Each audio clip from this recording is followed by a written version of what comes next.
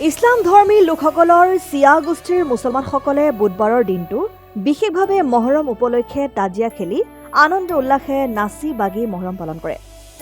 অসমৰ আন প্ৰান্তৰ দৰে তেজপুৰতো আৰক্ষীৰ বিশেষ নিৰাপত্তাৰ মাজেৰে ডেকা বুঢ়া শিশু আদিয়ে হাতত লাঠি আৰু জোং জাঠি আদি লৈ ড্ৰামৰ তালে তালে খেল প্ৰদৰ্শন কৰে। মহৰম আৰু তাজিয়া হ'ল 680 খ্ৰীষ্টাব্দতে ইৰাণত কাৰবালা যুদ্ধৰ সময়তে হাছানক হত্যা কৰা হৈছিল আৰু ইয়াৰ পিছতে আত্মৰক্ষাৰ বাবে চিয়া সম্প্ৰদায়ৰ লোকসকলে তাজিয়াৰ খেলত মগ্ন হয়। অশুভ শক্তিক পৰাক্ৰমেৰে বিনাশ কৰি সমাজত শান্তি প্ৰতিষ্ঠাৰ বাবেও তাজিয়াই এক পৰম্পৰাগত নীতি নিয়ম পালন কৰি আহিছে বুলি তেজপুৰৰ নেপালী পট্টিৰ মছজিদৰ মৌলবী ইকবাল হুছেইনে সাংবাদিকক জনায়। বুধবাৰে মহৰম উপলক্ষে তাজিয়া খেলি প্ৰায় ৫,০০০ৰ অধিক মুছলমান লোক সমবেত হৈ হাতে হাতে জাঠি জোং আৰু লাঠি খেলি তেজপুৰ চহৰৰ মাজেৰে পৰম্পৰাগত নৃত্য গীতেৰে শোভাযাত্ৰা উলিয়ায় আৰু আল্লাহৰ ওচৰত সমাজৰ শান্তিৰ বাবে প্ৰাৰ্থনা জনায়।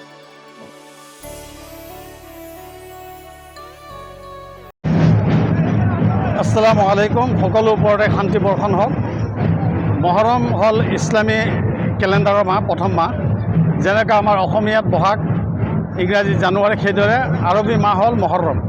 এই মহৰম মাহতেই গোটেই পৃথিৱীৰ সৃষ্টি হৈছে বুলি আমাৰ পবিত্ৰ কোৰাণত উল্লেখ আছে আৰু আদে পিতা আদম আলাইহিছ্ছলাতু ৱাছলামৰ পৰা শেষ মহাপ্ৰফেট মুহাম্মদ সাল্লাল্লাহু আলাইহি ওয়াছাল্লামৰ সময়ত তেখেতৰ অনুসৰণকাৰী আলী ৰাদিয়াল্লাহু তাআলা আনহুৰ সন্তান ইমাম হাছান আৰু হুছেইনৰ এই কাৰবালা মৈদানত শ্বহীদ হৈছিল, শ্বাহাদত বৰণ কৰিছিল আৰু সেই উপলক্ষে আজি গোটেই বিশ্বতেই 10 আশুৰা পালন কৰা হয়।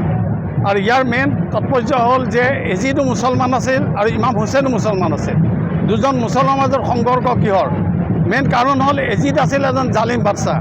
সি একনায়কত্ববাদ চলাবলৈ বিচাৰিছিল আৰু আৰবৰ ভূমিত অশান্তি বিৰাজ কৰিছিল। সেইটো সময়ত মদ, জুৱা, বেশ্যা অবাধ গতিত চলিছিল আৰু ইমাম হুছেইনে তেখেতক যদি খলিফা হিচাপে বা ৰাষ্ট্ৰপ্ৰধান হিচাপে মাতি ল'লে হয় তে ইমাম হুছেইন কেতিয়াও শ্বহীদ নহয়। কিন্তু তেখেতে তাত প্ৰতিবাদ কৰিছিল।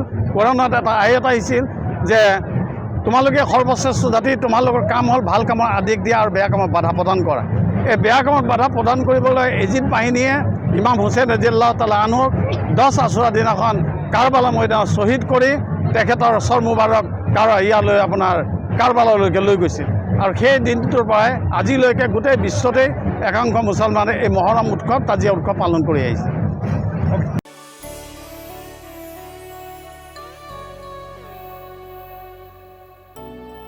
তেজপুৰৰ পৰা বিশ্বজ্যোতি কলিতাৰ ৰিপৰ্ট, ডেমক্ৰেটিক আছাম।